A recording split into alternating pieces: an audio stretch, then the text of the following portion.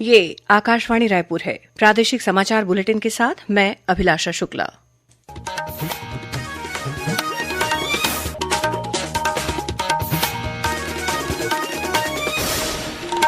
और अब पेश है आज के मुख्य समाचार। रायपुर दक्षिण विधानसभा क्षेत्र के लिए हो रहे उपचुनाव के तहत कल थम जाएगा प्रचार अभियान। 13 नवंबर को होगा मतदान। जनजातीय गौरव दिवस के उपलक्ष्य में जशपुर जिले में 13 नवंबर को होने वाली पदयात्रा में केंद्रीय मंत्री डॉक्टर मनसुख मांडविया शामिल होंगे। रायपुर में हो रहे भारतीय सड़क कांग्रेस के वार्षिक अधिवेशन का कल होगा समापन। और रायपुर जगदलपुर मार्ग पर केशकाल घाटी में आज से शुरू हुआ मरम्मत का कार्य। यात्री बसों के लिए वैकल्पिक मार्ग निर्धारित किया गया। अब समाचार विस्तार से। रायपुर दक्षिण विधानसभा क्षेत्र के लिए हो रहे उपचुनाव के तहत चुनाव प्रचार कल शाम 5 बजे थम जाएगा। इसके बाद प्रत्याशी और उनके समर्थक घर घर जाकर जनसंपर्क करेंगे। कल प्रचार के अंतिम दिन मुख्यमंत्री विष्णुदेव साय भाजपा प्रत्याशी सुनील सोनी के पक्ष में रायपुर में रोड शो करेंगे। वहीं कांग्रेस के वरिष्ठ नेता भी कांग्रेस प्रत्याशी आकाश शर्मा के पक्ष में विभिन्न स्थानों पर जनसभाएं लेंगे। रायपुर लोकसभा सांसद बृजमोहन अग्रवाल ने आज एकात्म परिसर में आयोजित पत्रकार वार्ता में कहा कि भाजपा के 24 वर्ष के कार्यकाल में रायपुर दक्षिण में 5,000 करोड़ रुपए के विकास कार्य हुए हैं। लोगों को सड़क, पानी और बिजली जैसी बुनियादी सुविधाएं उपलब्ध कराई गई हैं। वहीं आकाशवाणी समाचार से बातचीत में भाजपा प्रत्याशी सुनील सोनी ने कहा कि वे महापौर और सांसद के रूप में हासिल की गई उपलब्धियां लेकर लोगों के बीच जा रहे हैं। विकास के आधार पर हम इस चुनाव को लड़ रहे हैं। महापौर के रूप में भी जो मैंने काम किया उस समय शहर की तस्वीर और तकदीर बदले। सारी सड़कों का चौड़ीकरण, डिवाइडर, गार्डन का उन्नयन, फिर 450 करोड़ रुपया सांसद के रूप में जो है अमृत मिशन में भारत सरकार से लाया। आज डिस्ट्रीब्यूशन लाइन इस शहर के अंदर में बिछी है। आने वाले समय तक के लिए पानी मिलेगा लोगों को। इस आधार पर हम जनता के बीच में जा रहे हैं। दूसरी ओर पूर्व मंत्री रविन्द्र चौबे ने पत्रकारों से चर्चा करते हुए कहा कि रायपुर दक्षिण विधानसभा उपचुनाव में अकल्पनीय परिणाम सामने आने वाले हैं। इस बीच कांग्रेस प्रत्याशी आकाश शर्मा ने आकाशवाणी समाचार से बात करते हुए कहा कि वे दक्षिण विधानसभा क्षेत्र के स्थानीय मुद्दों को लेकर चुनाव लड़ रहे हैं। रायपुर दक्षिण के मुद्दे मेरे प्रमुख प्राथमिकता में है। आज भी वहाँ पर जो प्रमुख मुद्दे हैं, बिजली, रोड, पानी, सड़क, बढ़ते हुए बिजली की बिल, बढ़ता हुआ अपराध, रायपुर दक्षिण बढ़ता हुआ नशा, ये 4-5 प्रमुख चीजें हैं जो मूलभूत सुविधाएं होती है जनता की। उन मुद्दों को लेकर मैं जा रहा हूँ। मूलभूत सुविधाओं मध्य जनता के उन मुद्दों को लेकर जनता के बीच मैंने अभी दस्तक दी है। इस विधानसभा उपचुनाव के लिए 13 नवंबर बुधवार को मतदान होगा। निर्वाचन आयोग द्वारा स्वीप कार्यक्रम के तहत मतदाताओं को 100% मतदान के लिए प्रेरित किया जा रहा है।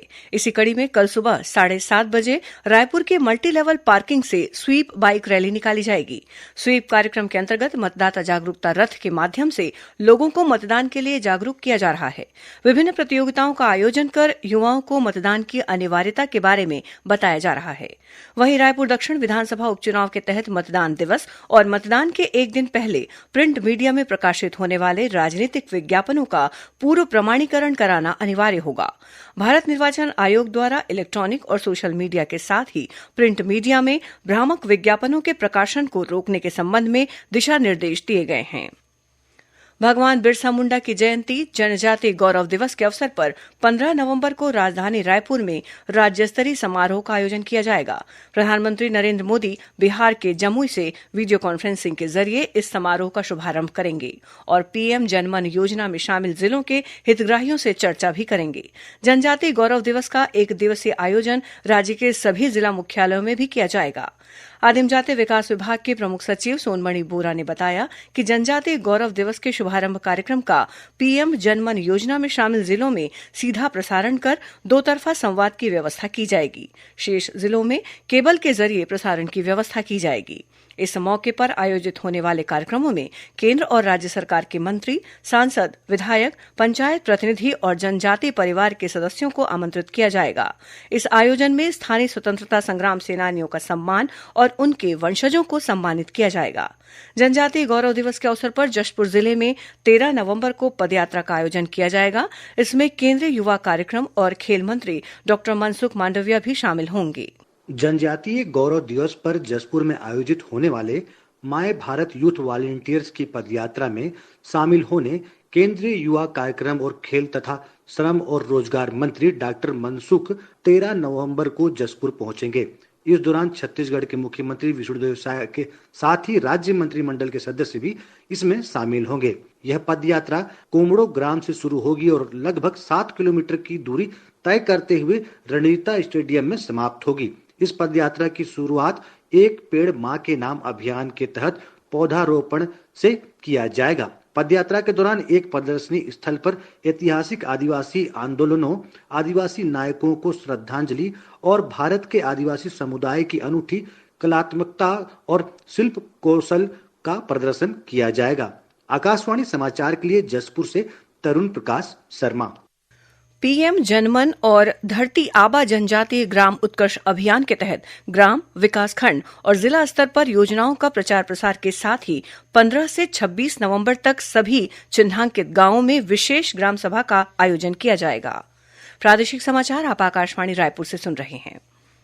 भारतीय सड़क कांग्रेस के 83वें वार्षिक अधिवेशन के तीसरे दिन आज 4 तकनीकी सत्रों का आयोजन किया गया, जिसमें कई विशेषज्ञों ने प्रस्तुतिकरण दिया। आज प्रमुख सचिवों, सचिव और प्रमुख अभियंताओं की बैठक भी हुई। वहीं बिजनेस मीटिंग का भी आयोजन किया गया। इससे पहले अधिवेशन के दूसरे दिन कल केंद्रीय राज्य मंत्री अजय टम्टा ने तकनीकी उपकरणों की प्रदर्शनी का अवलोकन किया। इस दौरान उन्होंने सड़क निर्माण के लिए नवाचार तकनीकों के प्रयोग पर अधिकारियों से चर्चा की। भारतीय सड़क कांग्रेस के महासचिव संजय कुमार निर्मल ने आकाशवाणी समाचार से चर्चा करते हुए बताया कि इस वार्षिक अधिवेशन के दौरान देश में सड़कों के किनारे उपलब्ध कराई जाने वाली जरूरी सुविधाओं से संबंधित एक डॉक्यूमेंट भी स्वीकृत किया गया है। वे साइड एमिनिटीज मतलब हाईवे पे जब आप चलते हो तो साइड में क्या क्या एमिनिटीज होनी चाहिए, वो रेस्टोरेंट्स भी होने चाहिए। इवन पंचर अगर कहीं हो गया तो पंचर को रिपेयर करने की भी होनी चाहिए, कियोस्क भी होने चाहिए और टॉयलेट का तो हर 50 किलोमीटर पे टॉयलेट होने चाहिए। दूसरा हमने ये डायरेक्शन भी दी हुई कि हर एक पेट्रोल पंप वाले को ये कंपलसरी कहा गया है, हाईवे पे हर पेट्रोल पंप पे ये जो टॉयलेट फैसिलिटी होगी। रायपुर में आयोजित इस 4 दिवसीय भारतीय सड़क कांग्रेस अधिवेशन का कल समापन होगा। कल अंतिम दिन सड़क कांग्रेस की 231वीं काउंसिल मीटिंग आयोजित की जाएगी। कोंडागांव जिले के केशकाल घाटी पर आज से 25 नवंबर तक सड़क नवीनीकरण और मरम्मत का कार्य किया जा रहा है।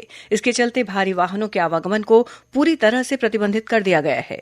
कोंडागांव कलेक्टर चित्रकांता चार्ली ठाकुर और अतिरिक्त पुलिस अधीक्षक रूपेश डांडे ने पत्रकार वार्ता में बताया कि राष्ट्रीय राजमार्ग क्रमांक 30 में यात्रियों की सुविधाओं के लिए कांक्रीटिंग और डामरीकरण का कार्य किया जा रहा है। वहीं यात्री बसों और मालवाहकों के लिए वैकल्पिक मार्ग निर्धारित किए गए हैं। प्रशासन की ओर से वैकल्पिक मार्ग की व्यवस्था भी की गई है। जगदलपुर की ओर से आने वाली यात्री बसें केशकाल, विश्रामपुरी, गोविंदपुर, दुधावा, धमतरी होते हुए रायपुर की ओर जा सकेंगी। वहीं रायपुर की ओर से आने वाली बसें भी इसी मार्ग का उपयोग कर सकेंगी। जगदलपुर की ओर से आने वाली भारी मालवाहक वाहनों के लिए केशकाल, विश्रामपुरी, मालगांव, बुरई, नगरी, क्रूद होते हुए रायपुर की ओर जा सकेंगी। वहीं रायपुर की ओर से आने वाली भारी वाहनें भी इसी मार्ग का उपयोग कर सकेंगी। राजनांदगांव की ओर से आने जाने वाली वाहनों के लिए धमतरी, कांकेर, भानु प्रतापपुर, अंतागढ़, नारायणपुर होते हुए जगदलपुर की ओर आवागमन कर सकेंगी। निखिलेश मिश्रा, आकाशवाणी समाचार के लिए कोंडागांव से। पूर्व मुख्यमंत्री भूपेश बघेल ने कहा है कि प्रदेश में 14 नवंबर से धान खरीदी शुरू हो रही है, लेकिन धान खरीदी करने वाली 2058 समितियों के लगभग 13,000 कर्मचारी 4 नवंबर से हड़ताल पर हैं। उन्होंने सवाल किया कि ऐसे में धान खरीदी कैसे होगी। आज रायपुर के राजीव भवन स्थित प्रदेश कांग्रेस कार्यालय में एक पत्रकार वार्ता को संबोधित करते हुए श्री बघेल ने कहा कि राज्य सरकार द्वारा इस हड़ताल को समाप्त करने के लिए कोई ठोस प्रयास नहीं किए जा रहे हैं। अब कुछ समाचार संक्षेप में। पंचायत और ग्रामीण विकास विभाग की प्रमुख सचिव निहारिका बारिक सिंह ने कल नारायणपुर जिले के कई गांवों का दौरा कर विकास और निर्माण कार्यों का जायजा लिया। बलौदाबाजार जिले के पलारी थाना के सामने हुए विवाद के बाद पुलिस अधीक्षक ने टीआई सहित 3 पुलिसकर्मियों को निलंबित कर दिया है।